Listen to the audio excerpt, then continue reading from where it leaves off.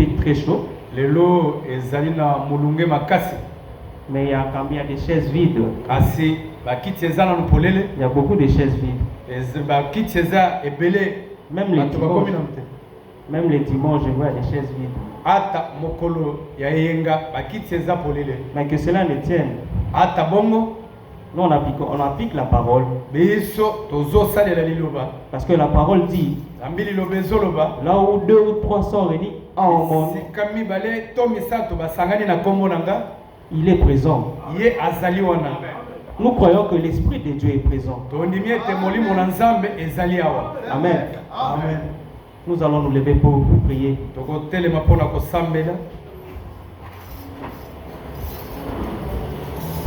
Prions le Seigneur. Bien-aimé Père Céleste, donateur de toutes choses, Seigneur, le créateur du ciel et de la terre, le donateur de toutes choses, car c'est toi qui es le maître, car c'est toi qui es l'alpha, car c'est toi qui es l'oméga. Nous te sommes infiniment reconnaissants à toi, Seigneur, parce que toi tu as voulu que nous puissions être en ces lieux, Seigneur. Ce n'est pas un hasard que nous sommes ici aujourd'hui dans ta maison. Oui, Père Céleste, nous te le disons merci, Seigneur Jésus-Christ, parce que tu nous as fait connaître tes voies, parce que tu nous as fait connaître, Seigneur, ta parole. Oui, Père Céleste, tu es digne d'être loué, tu es digne d'être glorifié, Seigneur Jésus. Nous te disons merci pour tout, Seigneur. Toi, tu nous as protégés tout au long de la semaine, jusqu'aujourd'hui, au 7e jour. Oui, Père Céleste, nous te demandons ainsi merci pour tout ce que tu es en train de faire pour nous dans notre vie. Nous te demandons ainsi, Seigneur, merci pour tout ce que tu fais dans la vie de chacun de frères et dans la vie de chacun de nos sœurs, Seigneur. Nous te le demandons merci pour tout, Seigneur. Oui, Créateur du ciel, maintenant nous voulons t'écouter, toi, que tu nous puisses nous parler dans la bouche de notre frère qui nous parlera ce matin. Alors nous voulons t'écouter, toi, que tu nous parles ce matin, Seigneur. Sois avec nous, sois avec chaque frère et chaque sœur, Seigneur. Que tout esprit de maladie, tout esprit de problème, Seigneur, puisse être loin, Seigneur, de nous, Seigneur. Nous te les chassons par ton nom, par ton esprit, Seigneur Jésus. Couvre-nous de ton sang, Seigneur Jésus. Que tu puisses être avec nous ce matin, Seigneur, que nous puissions t'écouter, Seigneur. Oui, Père Céleste, nous te l'avons prié et nous le disons ainsi, Jésus-Christ, au nom de ton sang, Jésus. Amen. Nous prenons nos Bibles. Nous allons lire le livre de Jean.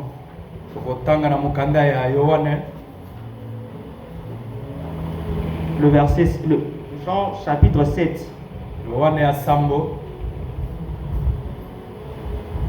Le verset 11 jusqu'au verset 18. Les Juifs les cherchaient pendant la fête et disaient, où est-il? Il y avait dans la foule grande rumeur à son sujet. Les uns disaient, c'est un homme de bien. D'autres disaient, non, il égare la multitude. Personne, toutefois, ne parlait librement de lui par crainte des Juifs. Vers le milieu de la fête, Jésus monta au temple et il enseignait. Les Juifs s'étonnaient en disant, comment connaît-il les Écritures? Lui qui n'a point étudié. Jésus leur répondit, ma doctrine n'est pas de moi, ezali yangate mais de celui qui m'a envoyé. kasi ezali yawo atindinga. Si quelqu'un veut faire sa volonté, Soki muto alingi kosala mokano na ye, il connaîtra si ma doctrine est de Dieu akoyeba soki zebinanga eza ya Nzambe. ou si je parle de mon chef. Ata ngai nazoloba ya nkumu nanga. Celui qui parle de son chef cherche sa propre gloire. Oyo azoloba likambo ya nkumu na ye azoluka nkembo na ye moko. Mais celui qui cherche la gloire de celui qui l'a envoyé, Kasi oyo azoluka nkembo ya oyo atindi ye, celui-là est vrai. oyo wana azala sembo. Et il n'y a point d'injustice en lui. Ezali kozanga boyengebene kati na ye te. Amen. Amen. Vous pouvez vous asseoir. Kovanda. Frère, je devrais nous chanter des cantiques. Nous allons chanter pour le Seigneur. Louer Dieu et chanter pour lui.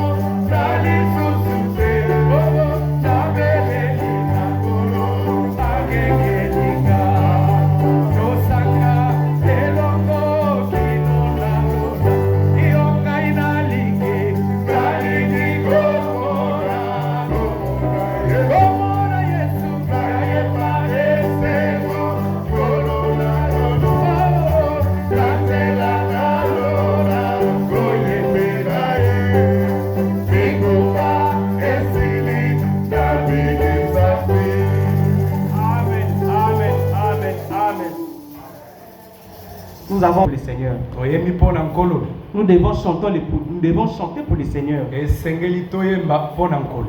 On ne vient pas chanter pour un homme ici. Tozoya koyemba mpo na moto oyo te, On loue les seigneurs. tozokumisa nkolo. Amen. Nous avons déjà pris l'écriture du jour. totalelaki likomi ya mokolo. Nous sommes dans Jean 7, tozali na yohane ya sambo le verset 11. kobanda na molongo ya zomi na moko.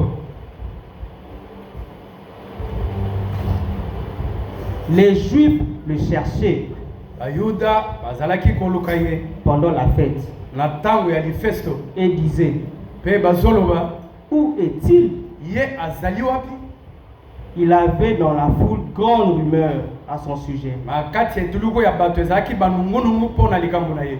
Les uns disaient, bamosusu bazali koloba c'est un homme de bien. ye azali mutu ya bosembo. D'autres disaient, bamosusu koloba non, il égare la multitude. bamosusu balobi te ye azotangwisa bamosusu mosika. Personne, moko te toutefois, ne parlait librement de lui. moko na moko azali koloba ndenge elongobani te mpo na ye moko, Par crainte des Juifs.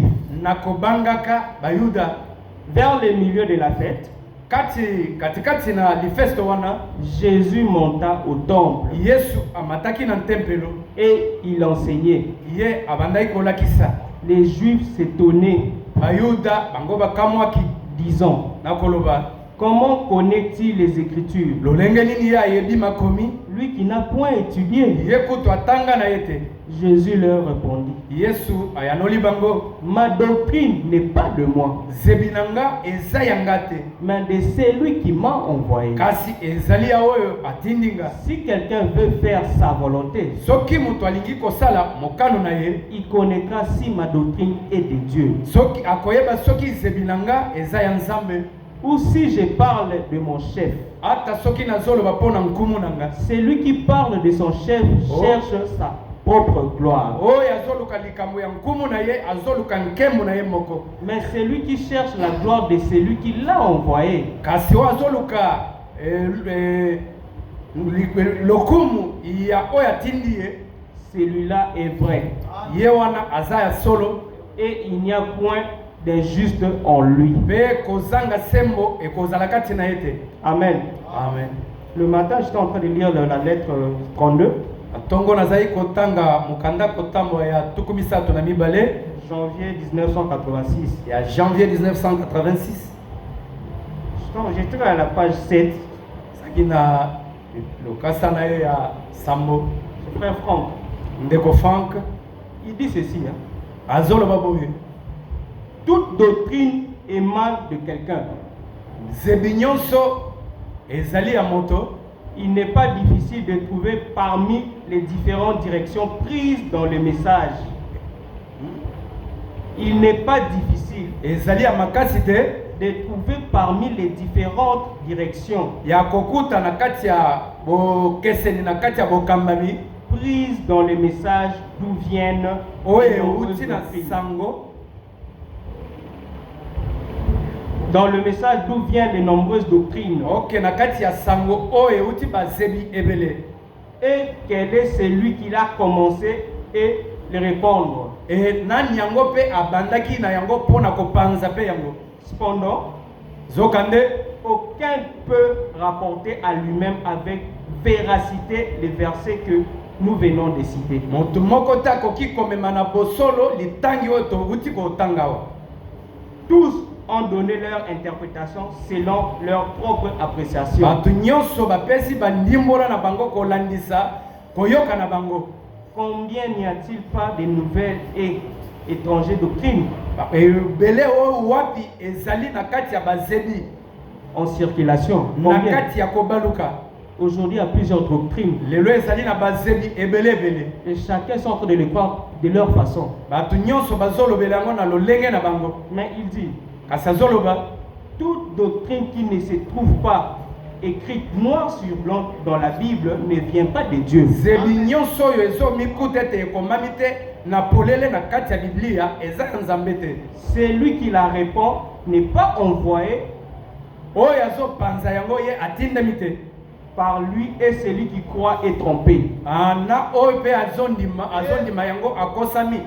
Il y a une seule mesure divine. Ezali epimelo moko ya likolo, c'est de passer les tests de la parole. Ezali ya koleka emekano ya liloba.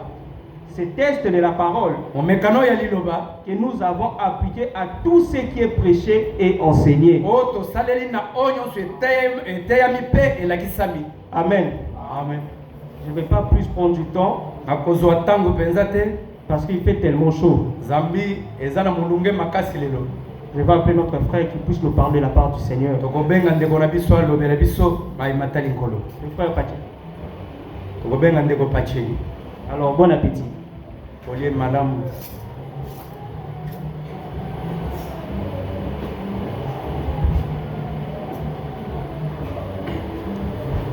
Que le Seigneur vous bénisse richement. Amen. Vous qui êtes venus ce matin encore à sa rencontre.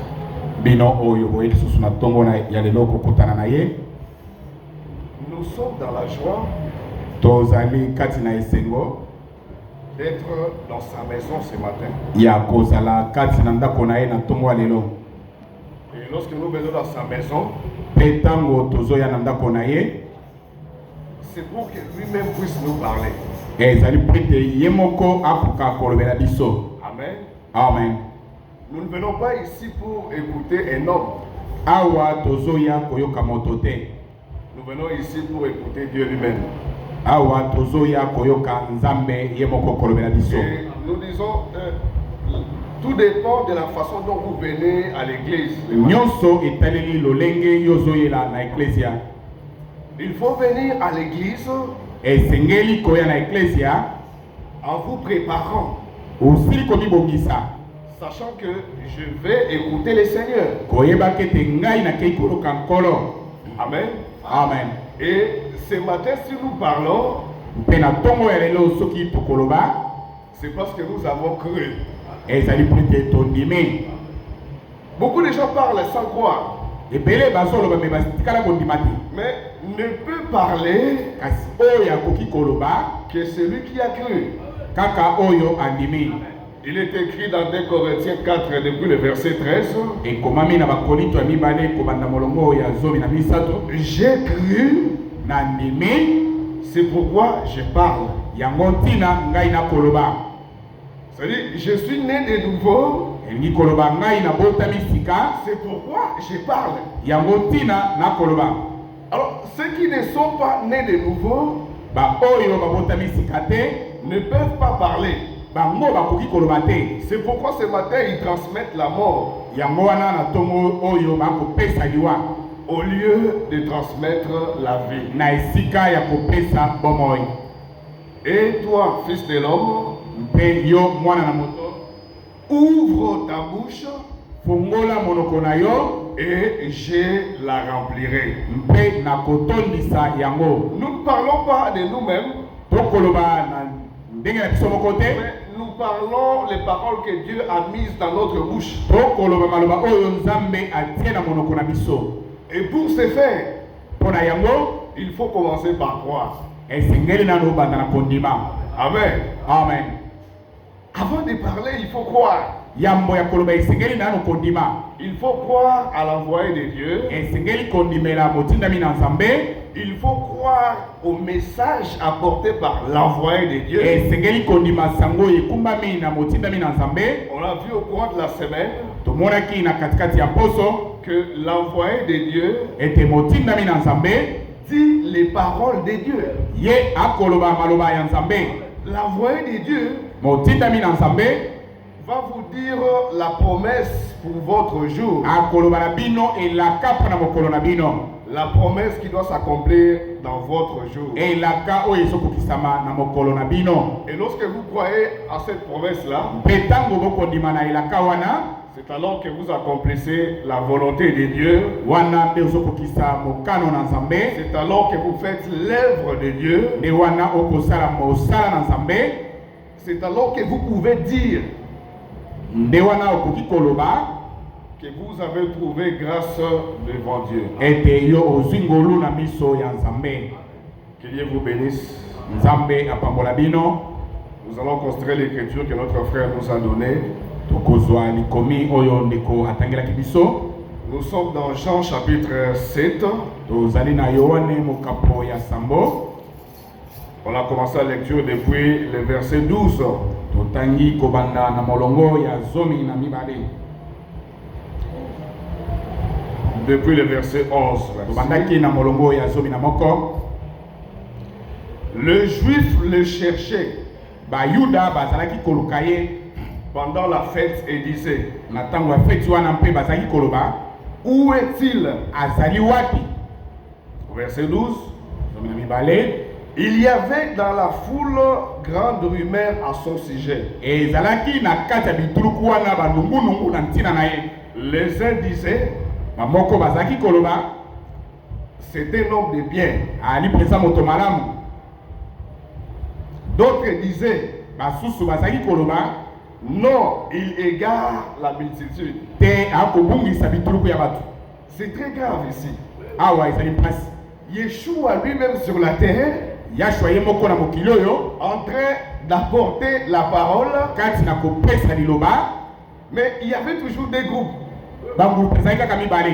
Un groupe de ceux qui disaient c'est un homme de bien, Ngulupu moko ya bayeba koloba azali mpenza moto malamu, et un autre groupe de ceux qui disaient il égare la multitude. mpe ngulupu mosusu eyi koloba ete ye azobungisa ebele ya bato. L'histoire se répète. Lisolo ezozongela lisusu lelo. Aujourd'hui, Lelo ce que nous sommes en train de faire, oyo tozali kati na kosala, il y en a qui disent également que nous sommes en erreur, ebele bazoloba ete biso ozali kati na libunga, que nous sommes en train d'égarer la multitude. ete tokobungisa bituluku na bato. Mais seulement ceux qui sont dans l'économie de Dieu Kasi kaka baye bazali kati na ekonomi ya Nzambe, reconnaissent l'homme par lequel Dieu travaille. bango nde bayebi moto wapi na nzela na ye Nzambe akosala. Dans chaque âge, Na eleko nyonso, Dieu a toujours utilisé un homme. Nzambe asalelaka kaka moto moko. Frère Madame dit, Dieu n'a jamais abandonné son peuple dans le vide. Ndeko bana malobi ete Nzambe atikali kobakisa libota na ye te. Dieu Nzambe a toujours un homme azalaka kaka na moto moko dans chaque époque na eleko nyonso qu'il utilise oyo ye azosalela pour s'adresser au peuple, mpona kolobela libota na ye, afin que son peuple ait la révélation, na ntina ete libota na ye ezwa emoniseli, afin que son peuple ne mange pas n'importe quoi. na ntina ete libota na ye elia atako nini te. Parce que lorsque le peuple n'a pas de révélation, Po ete ntango libota ezali na emoniseli te, il mange n'importe quoi. bakolia atako nini. Mais lorsque le peuple a la révélation, Kasi ntango libota bazali na emoniseli, il mange au temps convenable. amen, bakolia na ntango oyo elongobani. On a vu la fois passée avec le frère Étienne, Tomonaki mbalelekaki na ndeko Etienne, le pays dont les rois et jeunes, mboka oyo mokonzi azali elenge, ils mangent en désordre. bakolia na buru eke. Mais le pays dont le roi est vieux, Kasi mboka oyo mokonzi asili kozala mpaka, ils mangent au temps convenable. bango bakolia na ntango oyo elongobani. C'est-à-dire, ils ne mangent pas n'importe quoi. Elingi koloba bakolia atako nini te. Nous également aujourd'hui, Biso mpe lelo nous ne mangeons pas n'importe quoi. tokolia atako nini te. Lorsqu'il n'y a pas de révélation, Ntango emoniseli ezali te, le peuple est sans frein. libota ezanga frein. C'est-à-dire que le peuple consomme tout. Elingi koloba libota ekolia nyonso. Le peuple consomme n'importe quoi. Bakolia nyonso ezoleka na biso. Mais frère Franck dit par la grâce du Seigneur, Ndeko Frank alobi ete na ngolu ya nkolo, alors que toutes les tables sont pleines de vomissements, na ntango mesa nyonso etondi na bisanza, mais Dieu par sa grâce Nzambe na ngolu na ye a garni une très bonne table. ye abungisi mesa moko kitoko, Il a réservé une table bien garnie abomi mesa oyo abongisi kitoko pour ceux qui l'aiment. mpona bayeye alingi. Amen. Alors il faut que tu sois parmi ceux dont Dieu aime, Esengeli ozala kati na baye Nzambe alingi, pour que tu ne puisses pas manger n'importe quoi. po ete olia bilialia te. Donc ici c'est Yeshua lui-même qui a apporté la parole. Awa Yeshua ye moko nde apesi liloba. Mais voyez qu'il y avait une catégorie de personnes Okanisaka ete ozalaki na lolenge moko ya bato qui disaient que Jésus égarait la multitude. oyo bango bazali koloba ete Yesu azobungisa ebele na bato. Vous voyez que chaque fois, il faut recevoir Dieu par révélation. C'est pourquoi Paul dans Éphésiens, il dit, je ne cesse de faire mention de vous dans mes prières, afin que Dieu vous donne un esprit de sagesse et de révélation dans sa connaissance. Amen. Amen. Donc l'apôtre Paul priait pour que Dieu puisse nous donner, pour que Dieu donne aux élus, pour que Dieu donne à ses enfants un esprit de sagesse. Amen. Amen. Et un esprit de révélation dans la connaissance de notre Seigneur Jésus-Christ. Dans la connaissance de Christ. Amen. Amen. Nul ne vient au Père que par moi. Lorsque Jésus-Christ était lui-même sur la terre, Jean 14, il a dit, je suis le chemin, la vérité et la vie. Nul ne vient au Père que par moi. Alors la condition pour aller au Père, ou plutôt la voie pour aller